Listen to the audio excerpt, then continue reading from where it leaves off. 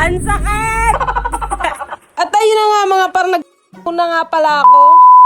Jeez! Sinasabi ko nga pala sa sarili ko na ito na yung una at huli kong pagpapatato mga par. Talagang hindi na maulit talaga. So syempre bagong lahat ako nga po pala si Jack. Maraming pangarap para sa pamilya. At ayun na nga mga par, nagpatato nga pala yung kaibigan ni Lloyd. Medyo nainggit ako kaya sabi ko magpapatato nga din pala ako. So sabi ko nga pala sa pamangkin ko yung simple lang kasi sabi ko baka masakit. Ala!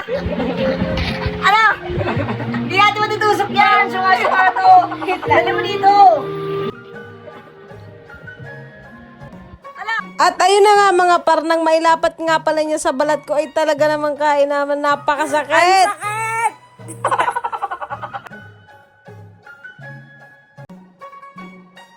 Huwag na kayo magpatato.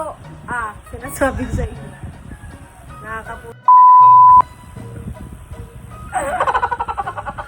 Akala ko talaga dahil simple lang yung pinatato ko, akala ko hindi talaga masakit. Pero habang nilalapat nga pala sa balat ko, para talagang ginihiwa. Kaya medyo lumilikot na nga din pala ako. Kaya medyo tumabingi na nga din pala. Totoo lang, takot nga talaga ako sa karayo. Pero sinubukan ko pa rin. Kaya kung ako sa inyo, lalo na first timer ka, naku, wag mo na susubukan. Pero syempre, nasa sa inyo pa rin yun. Yun lang, salamat sa panunod.